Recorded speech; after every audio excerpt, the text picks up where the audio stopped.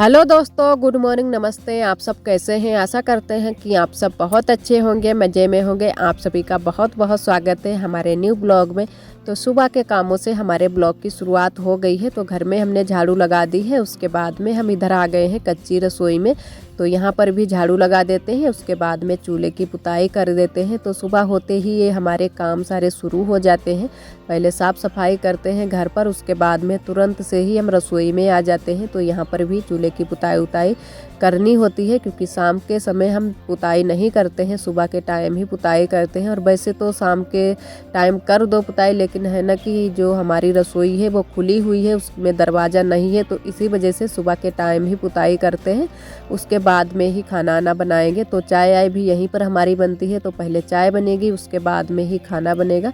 तो पहले कर देते हैं चूल्हे की पुताई। और इन दिनों में है ना कि अब की कई दिन हो गए हैं, तब से सुबह के टाइम थोड़े से बादल से छाए रहते हैं, इतनी जल्दी से धूप भी नहीं निकलती है। तो थोड़ा सा दिक्कत भी हो जाती है जब धूप सुबह के टाइम नहीं निकलती है, ठंडी भी हो जाती है और जल्दी से काम भी थोड़े से नहीं हो पाते हैं, क्योंकि जब तक अच्छे से धूप नहीं निकलती है।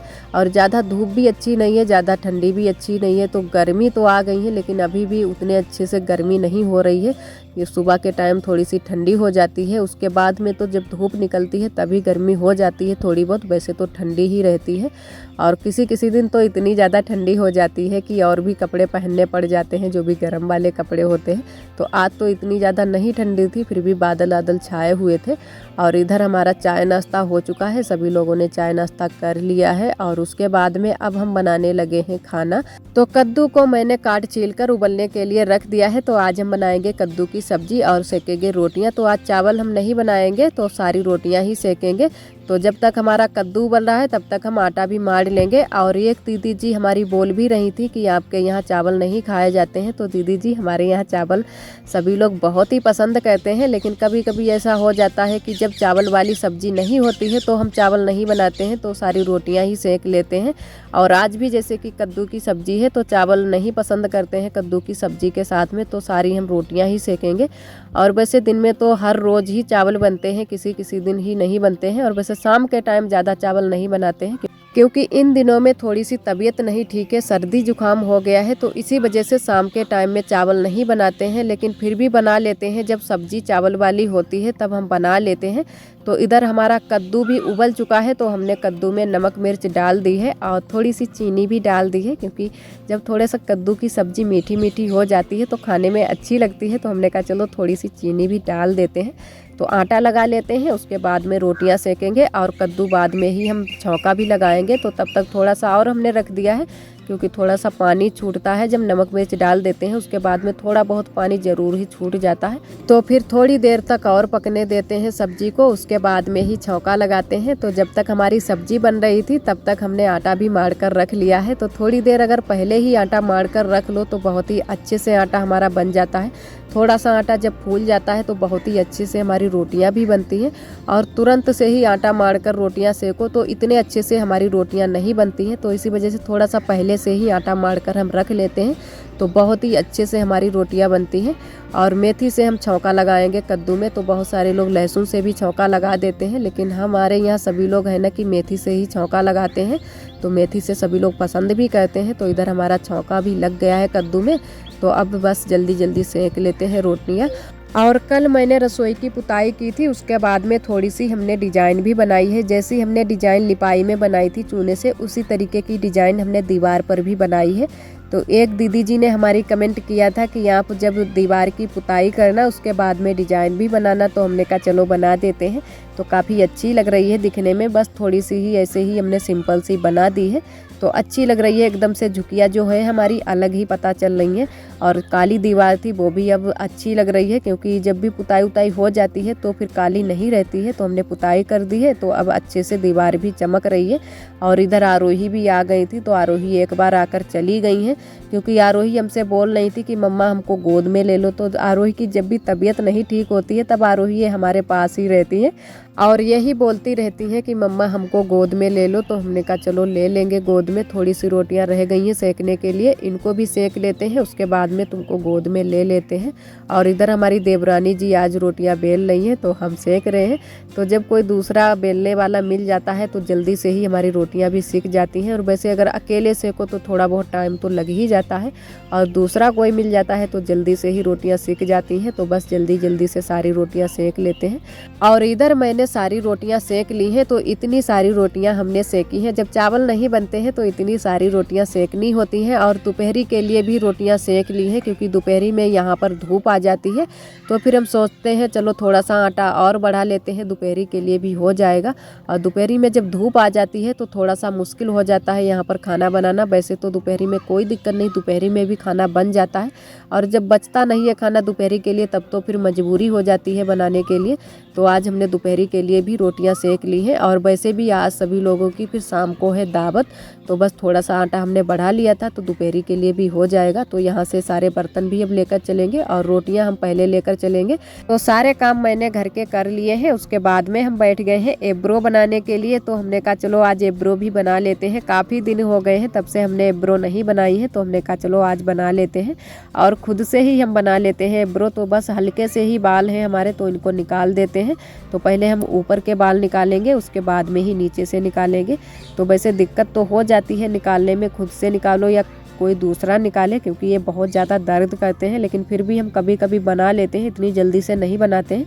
तो अब की बार तो काफ़ी दिन हो गए हैं तब से हम आज बनाने के लिए बैठे हैं। तो एब्रो हमारी बन चुकी हैं, तो खुद से ही हमने बना ली हैं और बहुत ही अच्छे से हमारी एब्रो बन गई हैं। लेकिन हल्के बाल हैं तो इसी वजह से पता नहीं चलती हैं। तो हमने कहा थोड़ा सा वो है ना कि पेंसिल लगा लेते हैं तो थोड़ा सा पता चलेंगी। तो यहाँ पर बाल भी हमने बांध लिए हैं, और चोटी भी हम खुद से ही बना लेते हैं। तो एक दीदी जी हमारी बोल भी रही थी कि आप खुद से ही चोटी बना लेती हो, हम तो किसी और से बनवाएं तभी ही बनवा पाते हैं। लेकिन हम तो खुद से ही बना लेते हैं, क्योंकि ऐसा कोई काम नहीं है जो कि हम लोग ना कर सकें। तो खुद से भी अगर बनाना सीखो तो बनाना सीख जाओगी। तो हमने भी सीखी ही है, क्योंकि एक दो बार बनाओ फिर अच्छे से आ जाती है। तो पहले तो हम नहीं बना पाते थे, लेकिन फिर हम धीरे धीरे बनाने लगे हैं। तो खुद से ही हम ये चोटी बना लेते हैं आगे वाली। और इधर हमने कपड़े भी आज धुले थे तो कपड़े भी हमारे सूख गए हैं, धूप भी चली गई है, क्योंकि धूप बहुत जल्दी से ही चली जाती है। तो हमने कहा चलो कपड़े भी ले लेते हैं, उसके बाद में ही चलते हैं घर को। और आरोही भी साथ में है। तो आरोही बोल रही थी कि मम्मा जो हमारे कपड़े हैं वो हमको दे दो और तुम अपने वाले कपड़े लो। तो हमने कहा ठीक है, तुम्हारे वाले तुमको दे देते हैं। और हमने यहाँ पर बिस्तर भी आज सूखने के लिए डाला था, क्योंकि अब की बार अच्छे से धूप नहीं निकल रही है और बारिश वारिश भी होने लगती है। तो हमने कहा आज बिस्तर को भी सुखा लेते हैं। तो इधर कपड़े लेकर अब चलते हैं घर को। और इधर आप सभी से हम मिल रहे हैं शाम के टाइम, लमसम 8 बज गया है, रात के 8 बज गए हैं। तो खाना आना तो आज बनाना नहीं था, तो इसी वजह से खाली ही बिल्कुल टाइम था। तो सभी लोग ऐसे ही बातें आते करते रहे। और इधर आरोही को हमने तैयार कर दिया है, क्योंकि आरोही बोल रही थी कि मम्मा हम जाएंगे दावत खाने के लिए। तो हमने कहा चलो तुमको तैयार कर देते हैं। और आरोही की चाची तैयार हो रही थी और हम भी साथ में तैयार हो रहे थे। तो वही आरोही अपनी चाची के जो कंगन है वही पहने हुए हैं कि मम्मा हमको बहुत ही अच्छे लग रही हैं। तो वही पहनकर हमको दिखाने के लिए आई थी कि मम्मा देखो कितने अच्छे लग रहे हैं। और जो चूड़ी है वो अभी भी पहने हुए हैं। तो कंगन तो हमने निकलवा दिए हैं, क्योंकि ज़रा सा अगर ना देख पाओ तो ख़राब बहुत जल्दी से हो जाते हैं। तो कंगन हमने निकलवा दिए थे और चूड़ी आरोही अब भी पहने हुई हैं। और तब तक होने लगी है बारिश, तो सभी लोग तैयार होकर बैठे हैं। तो अभी हमने साड़ी नहीं पहनी है, लेकिन आरोही के पापा ने भी कपड़े पहन लिए हैं और आरोही को भी हमने कपड़े पहना दिए हैं। और उसके बाद में बहुत तेज़ से बरसने लगा है पानी। तो पानी भी बरस रहा है और साथ में आंधी भी आ गई है। तो वो एकदम से अंधेरा हो गया है। तो हम लोग तैयार हो गए हैं, बस कपड़े ही नहीं पहने थे। तो सभी लोग तैयार हो गए हैं, हम और हमारी ननद, देवरानी और बुआ जी सभी लोग तैयार हो गए हैं। बस कपड़े ही पहनने बाकी रह गए थे। लेकिन अब फिर उसके बाद में पानी बरसने लगा था तो हम लोग रुक गए थे। हमने कहा कि जब पानी खुल जाएगा उसके बाद में ही कपड़े पहनेंगे। और इधर आरोही तैयार हो गई है दावत खाने के लिए। तो आरोही बस जाने ही वाली थी दावत खाने के लिए, तब तक पानी बरसने लगा। फिर आरोही दावत खाने के लिए नहीं जा पाई थी, क्योंकि आरोही फिर सो गई थी। आज दिन में भी आरोही नहीं सोई थी, तो रात को जल्दी से ही सो गई थी। और काफ़ी टाइम भी हो गया था, लमसम 8:30-9 बजे का टाइम था। तो आरोही अब सो गई हैं। तब हम तैयार हुए हैं, तो साड़ी आड़ी हमने पहन ली है। तो अब सभी लोग तैयार हो गए हैं, अब सभी लोग जाएंगे दावत खाने के लिए। तो आरोही के लिए हम घर पर ही ले आएंगे, क्योंकि आरोही जब जागेगी तब हम खिला देंगे और सभी लोग खाना खाने के लिए जाएंगे। और वैसे नहीं भी जाते लेकिन दावत है सभी लोगों की तो जाना तो है ही। और ये वाली मैंने साड़ी पहनी है और थोड़ी सी चूड़ी भी मैंने पहन ली है। तो अब चलते हैं दावत खाने के लिए। तो इधर हम लोग आ गए हैं दावत खाने के लिए और यहाँ पर हम लोगों को खाना भी परोस दिया गया है। और यहाँ पर पूरी तरह से बूंदें नहीं बंद थी, तो थोड़ी बहुत बूंदें गिर रही थी। तो बस जल्दी जल्दी हम लोगों ने खाना खाया, उसके बाद में तुरंत से ही घर पर आ गए थे। और वहाँ का हमने फिर कोई क्लिप नहीं ले पाया है, क्योंकि कहीं भी हम जाएं कहीं का हम क्लिप नहीं ले पाते हैं। इतनी ज़्यादा हमको शर्म अभी लगती है, क्योंकि किसी के सामने हम मोबाइल नहीं चला पाते हैं। वैसे अगर कोई दूसरे को पकड़ा दे तो वो थोड़ा बहुत शायद बना ले, लेकिन हम खुद से नहीं बना पाते हैं। तो हमने वहाँ का कोई भी क्लिप नहीं लिया था, बस थोड़ा सा ही आप सभी को दिखाया था। और आज हम बनाएंगे अमिया की चटनी। तो कई दोस्तों ने हमारे कमेंट किया था कि आप जब भी चटनी बनाना तो फुल रेसिपी शेयर करना। तो हमने कहा चलो आज आप सभी के साथ में भी शेयर कर देते हैं। तो इधर हमने एक अमिया ली है जो कि बहुत ही खट्टी अमिया है, तो इसी वजह से हमने एक ही अमिया ली है। और हरे मिर्च लिए हैं, लाल मिर्च लिए हैं और लहसुन लिया है, प्याज लिया है। तो यही सारी चीज़ें हमने ली हैं। तो अच्छे से पहले पीस लेते हैं। तो थोड़ा सा हम कम ही पीसेंगे, क्योंकि जब ज़्यादा पीस जाता है तो अच्छे से चटनी नहीं बनती है। थोड़ा सा कम ही हमको पीसना है। और एक टमाटर भी लिया है। तो सभी चीज़ों को थोड़ा थोड़ा हम पीस लेते हैं, उसके बाद में हम इसको तेल में थोड़ा सा भून लेंगे। और जब ज़्यादा पीस जाती हैं तो उतने अच्छे से टेस्ट नहीं आता है। तो इसी वजह से हम मिक्सी में नहीं चटनी पीसते हैं, ज़्यादातर हम सिलबट्टे पर ही पीसते हैं, चटनी भी पीसते हैं। और जो मसाले हमारे हैं वो भी हम सिलबट्टे पर ही पीसते हैं।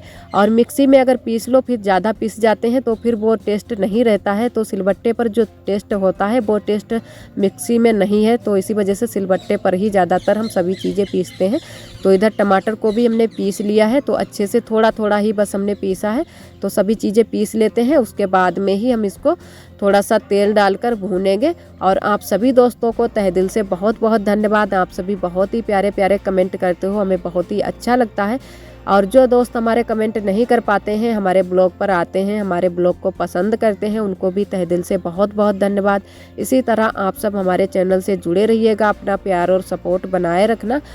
तो इधर चटनी को मैंने पीस लिया है। तो अब तवे पर ही हम चटनी को भूनेंगे। तो थोड़ा सा हमने सरसों का तेल डाला है और चूल्हा हमारा बहुत ही तेज़ जल रहा था। तो जब हमने चटनी डाली उसके बाद में थोड़ा सा तेल भी हमारा जल गया था, क्योंकि लपट एकदम से लग जाती है, फिर तेल थोड़ा बहुत जल ही जाता है।